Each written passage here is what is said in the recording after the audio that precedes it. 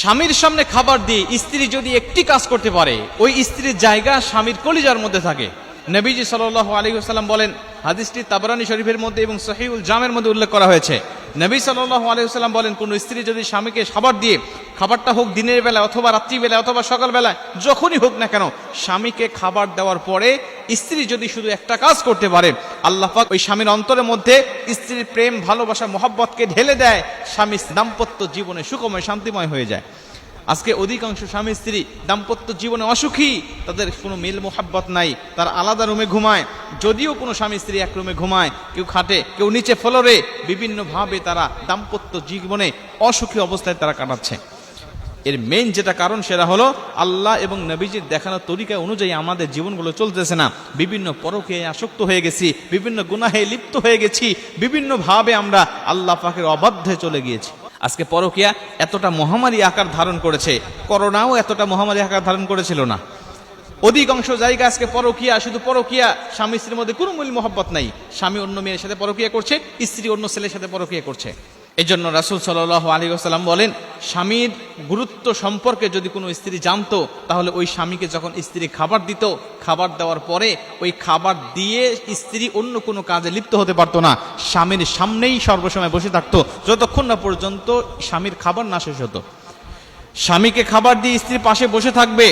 যদি কারেন্ট না থাকে, ফ্যান না থাকে, হাত পাখা নিয়ে বাতাস দিবে। যদি পানি লাগে, পানিটা আগায় দিবে। তরকারি লাগলে উঠায় দিবে, ভাত লাগলে উঠায় দিবে, লবণ লাগলে সেটা আগায় দিবে। স্বামীর কি প্রয়োজন, অ্যাক্টিভতা দেখাবে। স্ত্রীর আনুগত্য দেখে স্বামীর অন্তরের মধ্যে স্ত্রীর প্রেম, ভালোবাসা আল্লাহ পাক ঢুকায় দিবে। নবীজি সাল্লাল্লাহু আলাইহি ওয়াসাল্লাম বলছেন, এই যে স্বামীর খাবার অবধি পর্যন্ত স্ত্রী তার পাশে বসেছিল, এই বসে থাকার কারণে আল্লাহ ওই স্ত্রীর উপরে সন্তুষ্ট হয়ে যায়। সন্তুষ্ট হয়ে যাওয়ার কারণে স্বামীর অন্তরের মধ্যে তার প্রেম, ভালোবাসার মহব্বতকে ঢেলে দেয়। কিন্তু আজকে আমরা দেখতে পাই পরিস্থিতি উল্টা। আজকে স্বামী যদি স্ত্রীর কাছে খাবার চায়, বলে তুমি একটু বেড়ে খাও। অনেক স্ত্রী বলে, ওই যে ডাইনিং টেবিলের উপরে খাবার দেওয়া আছে, তুমি একটু বেড়ে খাও। পানিটা একটু টিউবওয়েল থেকে নিয়ে এসে খাও, ট্যাপ থেকে ভরে নিয়ে এসে খাও। বা ওই যে জগের উপরে আছে, তুমি একটু বেড়ে বেড়ে খাও, ঢেলে ঢেলে খাও। আমি এখন একটু ব্যস্ত আছি, কাজে আছি, সিরিয়াল দেখছি, অমুক কাজে আছি। বিভিন্ন অজুহাত দিয়ে স্ত্রী স্বামীর কাছ থেকে দূরে চলে যাওয়ার চেষ্টা করে। রাসূল সাল্লাল্লাহু আলাইহি ওয়াসাল্লাম বলছেন, এটা কোনো আদর্শবান স্ত্রীর কাজ হতে পারে না। দিন দিন ওই স্ত্রীর প্রতি স্বামীর ঘৃণা বাড়তে থাকে, দিন দিন ওই স্ত্রীর প্রতি দূরত্ব বাড়তে থাকে আর মোহাব্বত কমতে থাকে। রাসূল সাল্লাল্লাহু আলাইহি ওয়াসাল্লাম বলছেন, এজন্য যদি কোনো স্ত্রী স্বামীকে খাবার দিয়ে তার পাশে বসে থাকে, আল্লাহ তার অন্তরের মধ্যে প্রেম, ভালোবাসা, মোহাব্বতকে ঢেলে দেয়।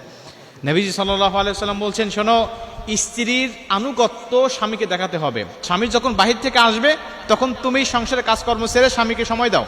তার কি লাগবে তুমি একটু সঙ্গ দাও। তার টাওয়াল লাগবে, সে ওয়াশরুম থেকে এসেছে, টাওয়ালটা আগায় দাও। তার জুতাটা খুলে দাও, তার মোজাটা খুলে দাও।